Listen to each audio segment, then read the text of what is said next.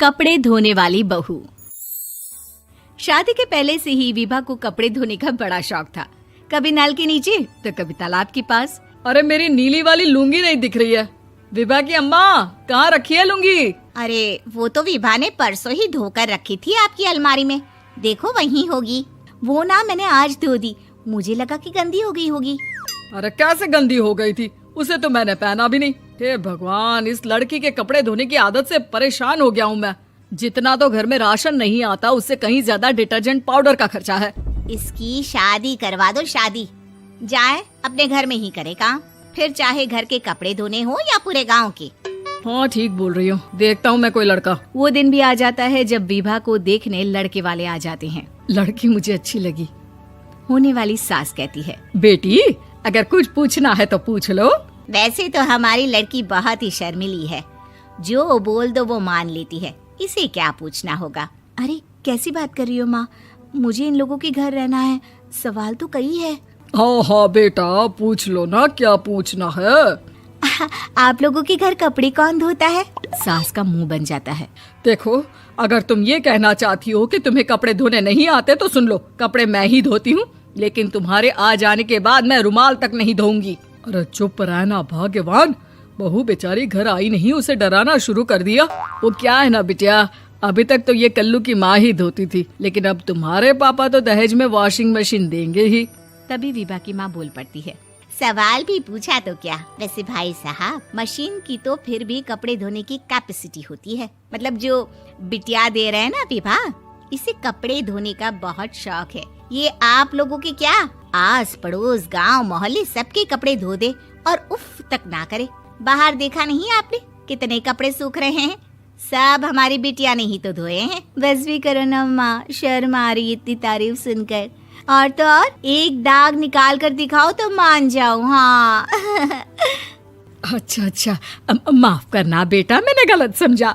हमें तो रिश्ता बहुत पसंद है। और ऐसे जुड़ जाता है रिश्ता कपड़े धोने का शौक रखने वाली विभा का। उसकी शादी हो जाती है कोयला फैक्ट्री में काम करने वाले कल्लू के साथ। शादी के बाद अचानक विभा चिल्लाती हुई सास के पास आती है। सासू माँ, अरे सासू माँ कहाँ है आप? ये तो धोखा है, धोखा दिया आप लोगों ने मुझे। इसे ससुर के चक्कर के बारे में पता चल गया। अरे तो उसमें तुझे क्यों धोखा मिला है? अरे नल में पानी नहीं आता, कपड़े कैसे कब धुलेंगे? अच्छा, तू पानी नहीं आ रहा उसकी बात कर रही है। तो आपने क्या सोचा? कुछ नहीं। अच्छा, तेरी माँ ने कहा था कि कपड़े धोने का शौक है तुझे, याद आया मुझे। शौक बोलकर कपड़े धोने वाले मेरे जुनून को कम ना आके सासू माँ, कपड़ा धोना मेरा गुरूर है। तभी पति भी वहाँ आ जाता है। अभी मैंने इसे सनी देओल की फिल्म दिखाई है, उसी के डायलॉग मार रही है माँ। अच्छा सुन, साफ साफ बता रही हूँ, पानी सुबह 4 से 6 और शाम को 10 से 12 आता है, समझी? विभा टाइमिंग सुनकर हैरान हो जाती है। ये क्या भूतों का मोहल्ला है? सुबह 4 बजे उठकर कौन कपड़े धोता है? 4 बजे टंकी में पानी जाता है, फिर सारा दिन धोना ना, किसने मना किया? अरे कैसी बात कर रही हैं? 200 लीटर की टंकी में कितने कपड़े धो लूंगी मैं? सुबह ही उठ जाऊंगी मैं। अब क्या था, विभा सुबह 4 से लेकर रात के 12 बजे तक कपड़े ही धोती रहती। एक रोज सास पड़ोस से निकलकर कहीं जा रही होती है कि साथ वाली कहती है, हाँ कल्लू की माँ, जरा ये बताओ कि 2 साड़ी है, 2 ब्लाउज और एक पेटीकोट और एक नाड़े वाला लंबा कच्छा। हाँ तो? अरे तो क्या, कितना लोगी धुलाई ये बताओ। धोबन दिख रहे हैं हम क्या? हमारे पति सरकारी नौकरी से अभी रिटायर हुए हैं और बेटा सुपरवाइजर है कोयला फैक्ट्री में। धोबन समझ रखा है हमें? हाय रे कल्लू की अम्मा, माफ कर दो, वो तो मोहल्ले में यही सब बता रहे थे कि तुमने बहू को कपड़ा धुलवाने के काम में लगा दिया है। सास को पड़ोसन की बात सुनकर गुस्सा आ जाता है। वो घर पहुंचती है जहां घर के बाहर ही इतने सारे कपड़े सूख रहे होते हैं जितने कि किसी धोबन के घर पर। अरे ओ कल्लू की दुल्हन, बाहर निकल। माँ जी यहीं आ जाओ, बाथरूम में चादर धो रहे हैं हम। अरे अभी हम धोते हैं, तुमको बाहर निकलो। ये आस पड़ोस वाले बोल रहे हैं कि हम बहू से कपड़े धुलवा कर उसे कपड़ा धोने वाली बना दिए हैं। अरे छोड़ो ना माँ जी, किन लोगों की बातों में आती हो? आस पास के लोगों का तो काम ही होता है कि वो किसी तरह सास बहू को लड़ा दे। बहू सारे घर के कपड़े धोती है, ये क्या कम है? बोलिए। सास को भी लग जाता है कि वो बहू का ये सनकीपन नहीं छुड़वा सकती, इससे अच्छा है कि खुद ही चुप हो जाए।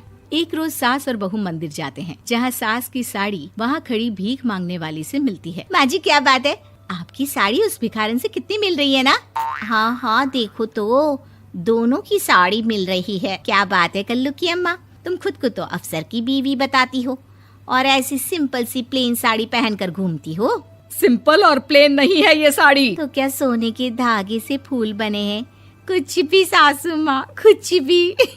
हाँ बने थे इस साड़ी में सोने के धागे से फूल। मेरे पति लेकर आए थे मद्रास से स्पेशली मेरे लिए 10,000 की। ताहे भाई साहब इस भिखारन के लिए भी सेम टू सेम साड़ी लेकर आए होंगे 10,000 की। सास उस वक्त तो कुछ नहीं कहती, लेकिन बहू के साथ घर आती है और अलमारी से एल्बम निकाल कर लाती है। ये साड़ी देख रही है, ये वही साड़ी है जिसे मैंने अभी पहना था। इस साड़ी में ये जो चमकदार फूल दिख रहे हैं ना, ये सोने के धागों से काढ़े गए हैं। लेकिन तू लोकल वॉशिंग मशीन ब्रश से घिस घिस कर सारे फूलों को निकाल कर साड़ी प्लेन कर दी। मुझे माफ कर दीजिए सासू माँ। और तो और, जब मैंने तुझे तेरी गलती के लिए कुछ नहीं कहा, लेकिन तूने तो सबके सामने मेरा मजाक ही बना दिया। क्यों? बहू को समझ में आ जाता है कि अब से उसका कपड़े धोना बंद।